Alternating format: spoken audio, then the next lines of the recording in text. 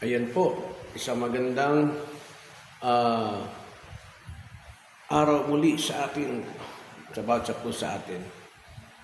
Napakaganda ho ng buhay natin sapagkat kung tayo po ay patuloy pong nananahan, ibig po sabihin, pinangunahan ng Banal na Espiritu ay isang sadyang magandang bagay po para po sa atin ito sapagkat napakabuti po ng Diyos na siya nakakabatid, nakakaalam ng mga bagay sa bawat araw na mangyayari po sa araw-araw ng buhay ng tao.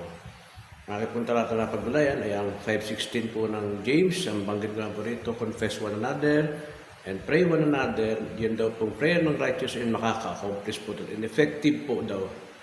Sabihin dito, makita natin na magpasalamat po tayo bilang mga anak ng Diyos na meron pong pinababatid po sa atin ang mga talatang ito na tayo mga kapatid ay pwede pala pong makapaglaan ng oras kung tayo po ay mga nabibigatan, may problema, may mga kapatid tayo pwede natin isira na ating problem. At ang tanong nga po rito ikaw ba'y karapat-dapat na mapagbigyan ng ganong bagay?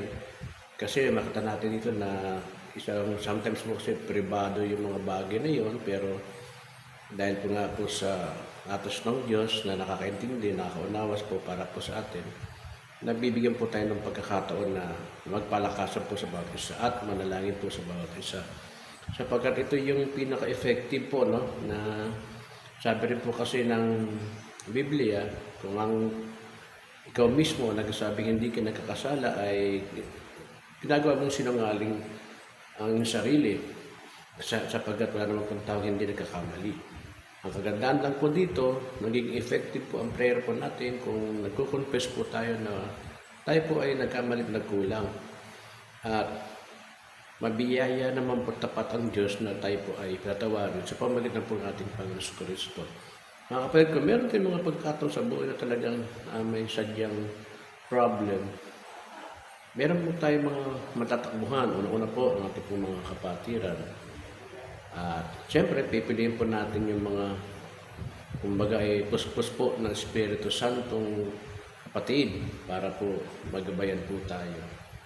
Pangalawa po, pwede po pala tayong ask ng prayer sa bawat isa po sa atin.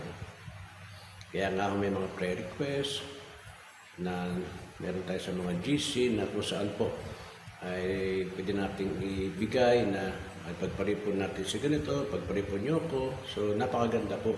At ito ay naging effective, no? Sa harapan ng Diyos dahil nakita natin yung una-una, tayo po ay hayagang nagpapakita na tayo po ay nagkakamali. Pangalawa, nakita natin yung concern po, no, ng bawat kapatiran o ng church po sa atin. Pangatlo po, nakikita ko natin na nasusunod po natin ang kautosan at kailingan ng Diyos sa atin na pagpapakumbaba at nakita natin yung hindi natin kaya ang mga bagay na dapat nating ibigay at ilaan sa Diyos yung mga bagay na iyon. Kaya maraming salamat sa Diyos, no, na tayo po ay mayroong Diyos na buhay na tapat at marunong sa lahat. Salamat po.